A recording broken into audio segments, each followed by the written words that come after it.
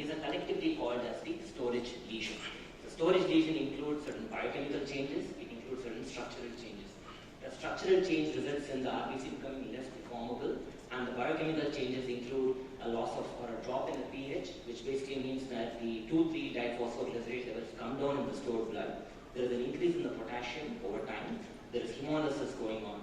As 2,3-DPG comes down, if you transfuse the blood, I think if you remember from physiology, the lower the 2,3-DPG, there is more binding of oxygen to the hemoglobin. That means when you transfuse this blood, less is released at the tissue level. So you do not want this. So there is a drop in 2,3-DPG levels, there is increase in the potassium, changes in the structure of the cell.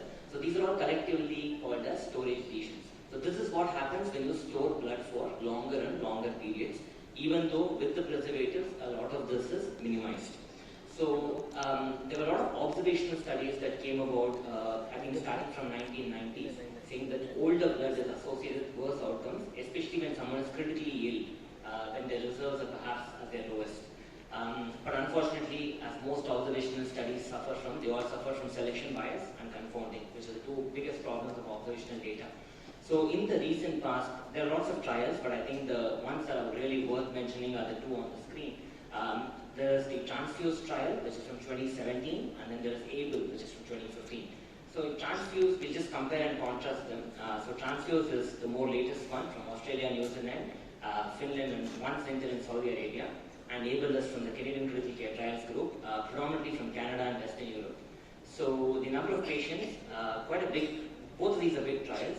Transfuse had nearly 5,000 patients, and ABLE had about 24-30 patients. They included similar patients, but ABLE, I think, had a slightly sicker cohort. They just move to the next slide. Thank you. So in terms of how they define fresh blood and old blood, Transfuse said whatever is the freshest blood that's available in the blood bank should be given. So typically blood banks give the oldest unit because whatever comes in first has to go out first, which makes sense, right, from an inventory standpoint. So in Transfuse, they mandated that the freshest blood should be given in one arm, and whatever is the oldest compatible blood should be given in the other arm. In ABLE, they had a clear definition saying that fresh blood is something that's less than 8 days, whereas anything older than 8 days was defined as older blood. They used similar methods of storage. They were both leukoreduced. They both used, I put a question mark here, but I did realize that both of them used the same SAGM for suspending the red cells.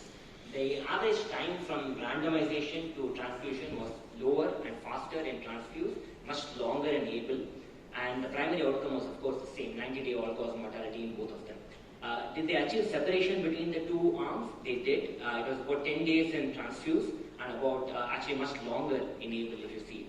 And was the final outcome different? So 24.8 versus 24.1 was the mortality, and 37 versus 35.3, both of which were not significant. In terms of secondary outcomes, again, no differences in ABLE. Paradoxically, there was a higher mortality with fresh blood in patients with a higher Apache in Transfuse.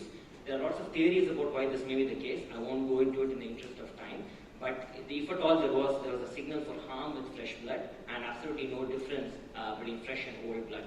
There's also a systematic review which was published prior to Transfuse, which again reached the same conclusion. There is no difference between fresh blood and old blood in terms of patient-important outcomes. Again, there was a small signal for harm with fresh blood. Maybe I'll just pause here to see what Dr. Pratima or other moderators think about this issue before we go to transfusion thresholds.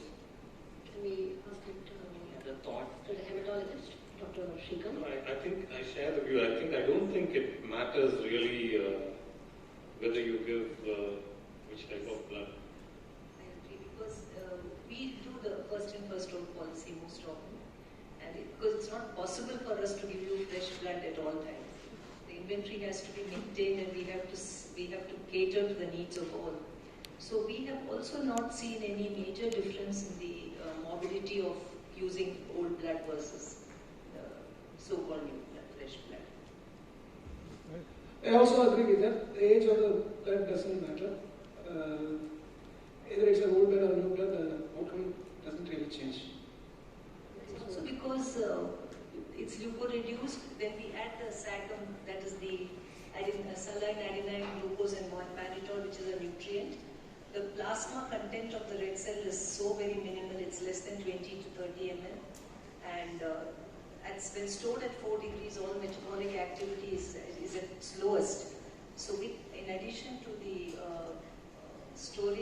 nutrient plus this packing of the red cells, chances of accumulation of potassium and other metabolites is much less. So with adequate storage, in very optimal conditions, age doesn't matter. Okay. So we'll go on to the next discussion. Like, what is the transfusion trigger? What is the threshold? And what does the evidence say? Again, lots of data on this, and this seems to be the fascination of several groups and several cohorts. So why would you transfuse? I think again, what is the fundamental rationale or physiology here?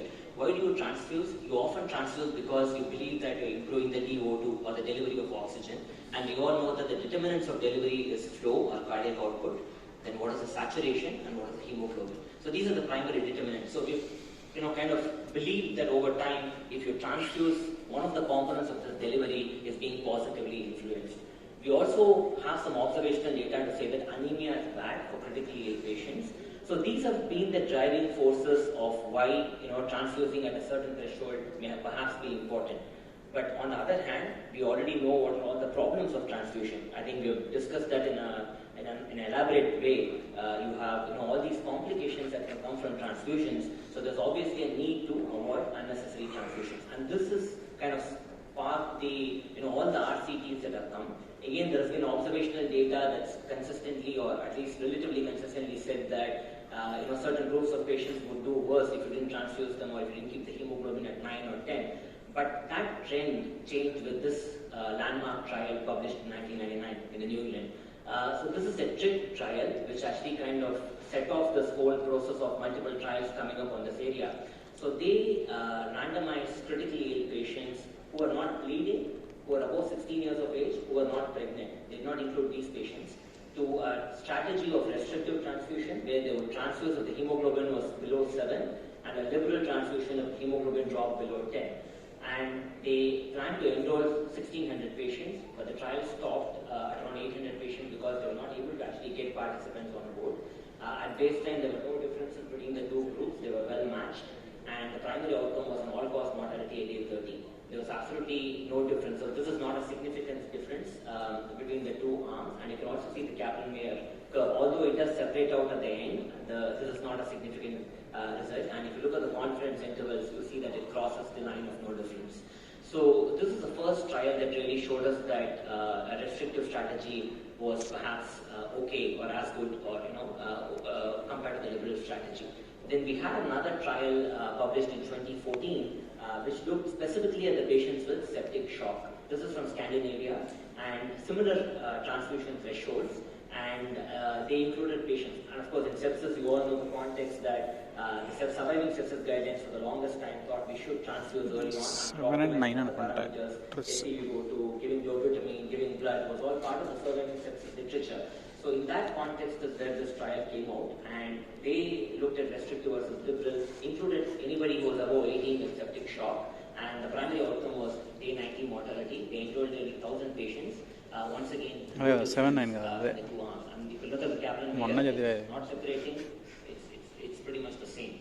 And there were no differences in any of the secondary outcomes. The only additional data I think from the fact that in the liberal group, in the previous trial, in the liberal group, more patients had pulmonary edema, and interestingly, more patients also had MI. These are small event rates, so very difficult to tease it out and claim that it's positive, but definitely there was more pulmonary edema and MI in the TRIC when patients are given more blood. So perhaps again the signal to harm with liberal and restrictive seem to be safe.